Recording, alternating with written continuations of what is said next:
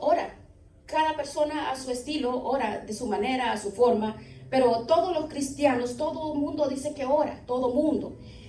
Algunas personas, para ellos, la oración solamente es pedir, pedir y pedir. Y si no tienen nada que pedir, si no tienen un problema, pues no oran. Porque las personas piensan que solo en problemas es que puede uno orar o para pedir. No, para dar gracias, para tener comunión, para conocer a Dios. Hay centenares de versículos en la Biblia que nos hablan de la importancia de la oración. Y algo muy importante que nosotros tenemos que animarnos a hablar con Dios, así como tú hablas con la persona que está del lado tuyo.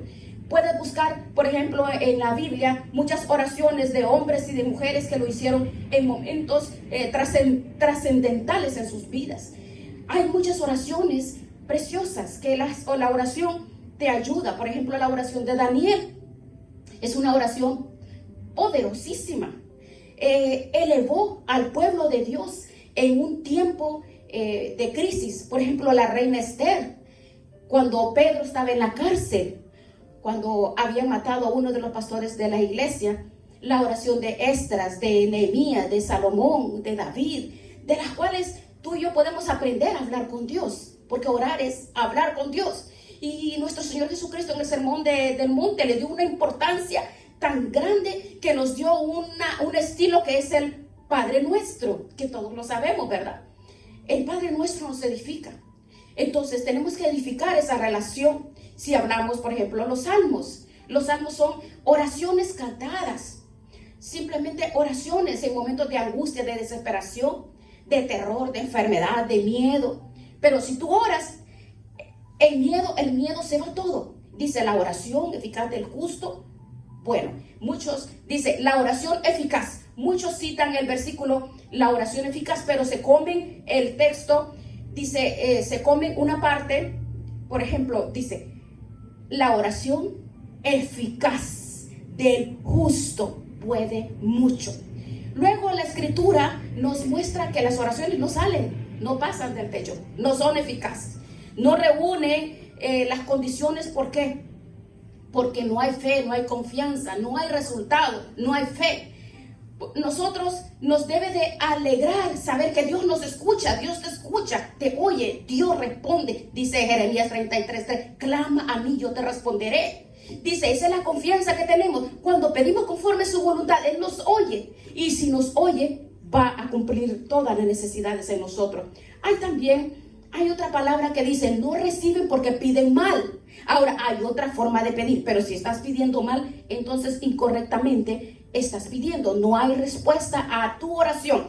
Lo bueno de la conversación con Dios, que la puedes hacer en cualquier lugar, en cualquier, donde tú estés, en cualquier postura.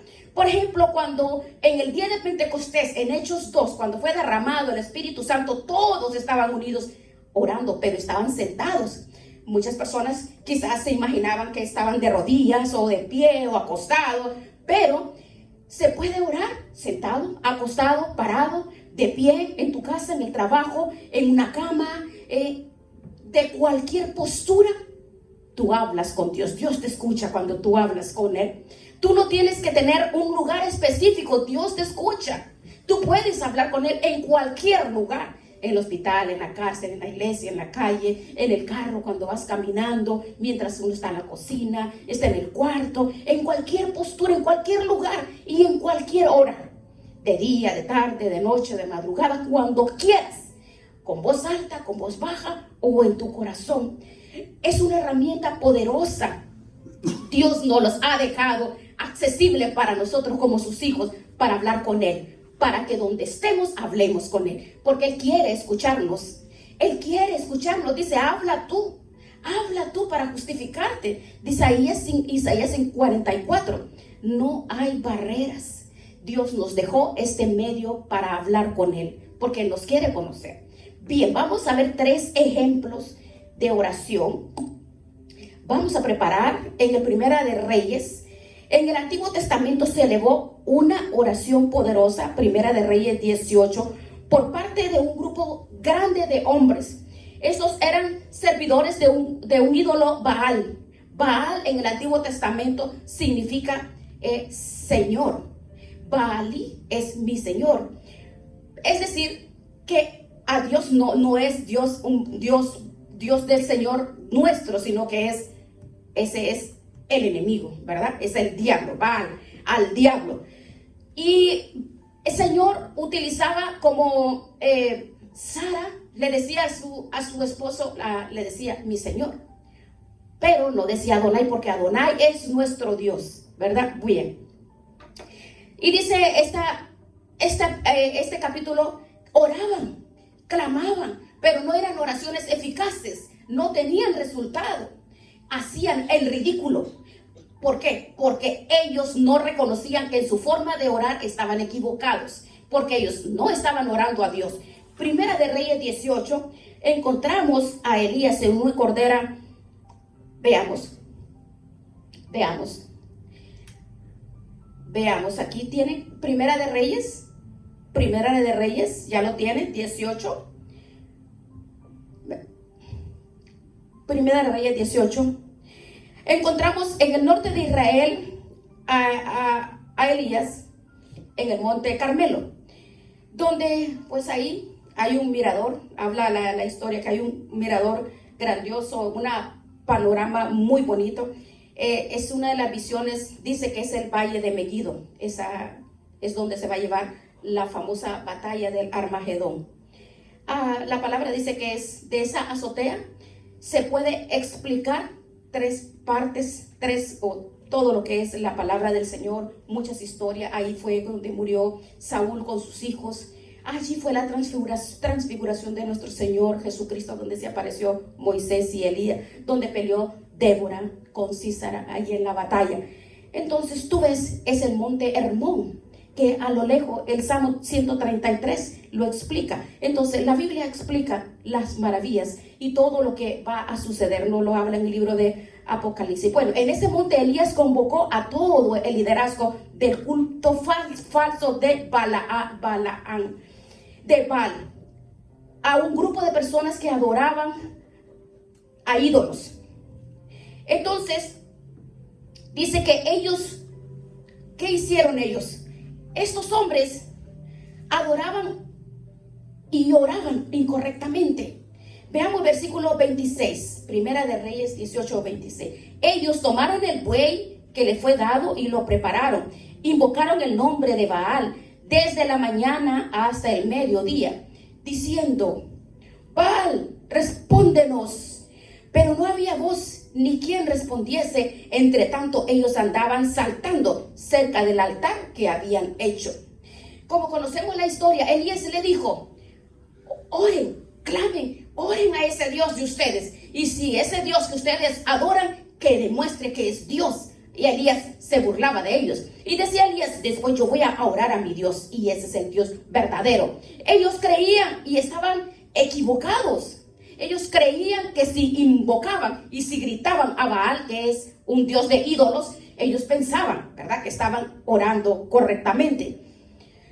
Pero ellos estaban equivocados. Igualmente hay muchas personas que están equivocadas, que en vez de hablar con Dios, hablan con 1000 personas, pero nunca elevan su oración a Dios. Dice que ellos clamaron todo el día, toda la noche.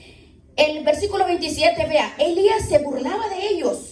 Vean, no, quizás está meditando, o tiene algún trabajo, o va de camino, o quizás está durmiendo. Hay que despertarle. Elías tenía un sentido de humor, se burlaba de ellos, pero ellos seguían, se sajaban y brincaban y hacían muchas locuras, porque ellos pensaban que ese ídolo les iba a responder, y a grandes voces gritaban y clamaban. Se cortaban con cuchillos, se cortaban, porque las costumbres, se hacían cortes, se abrían la piel hasta que chorreaban sangre, adorando al diablo, ¿verdad? Y solamente danzaban, porque eso tipifica lo que hacen los brujos, los santeros, los hechiceros. Entonces ellos adoran al diablo, oran al diablo, pero es que diferente es orar a Dios. Entonces le dice a Elías: no hay quien responda. Elías le decía: ustedes están equivocados, porque ellos estaban convencidos, que pensando que todo lo que ellos hacían, todos los sacrificios, demostraban que el verdadero Dios era ese Baal. Se equivocaron. se equivocaron porque ese no era un Dios verdadero.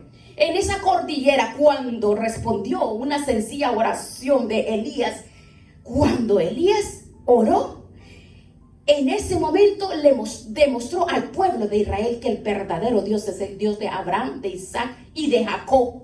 Y dice, los degolló, a todos los degolló. Dios respondió a la oración de su pueblo. Tenemos una oración mucho más breve, más que todo es una oración de acción de gracias. Esa la encontramos en el en Juan, capítulo 11, cuando Jesús llega a la casa de Marta y de María. Las encontró destrozadas, llorando, triste, porque Lázaro, el único hombre de casa, se había muerto. El presente de ellas estaba acabado. ¿Por qué? Porque ellas tenían miedo quedaron solas. Ya no estaba Lázaro.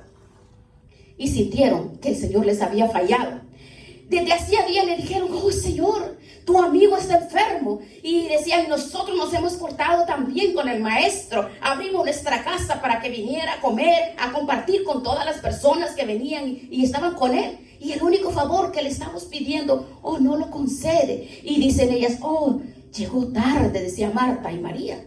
Oh, si hubieras estado aquí, le dice, todavía no hubiera muerto nuestro hermano. Ya es tarde, ya no hay nada que hacer. Pero el Señor le dice en ese capítulo 11, el que cree en mí, aunque esté muerto, vivirá. Porque yo soy la resurrección y la vida. Y tu hermano va a resucitar. Cuando llegan al cementerio, le dice el Señor, quiten la piedra, quiten la piedra. Y tenía 4 días de muerto. Y Marta dice, Señor, lleve ya 4 días de muerto. Y le dice el Señor, ¿no te he dicho que si crees veréis la gloria de Dios? Entonces quitaron la piedra donde habían puesto a Lázaro. Y Jesús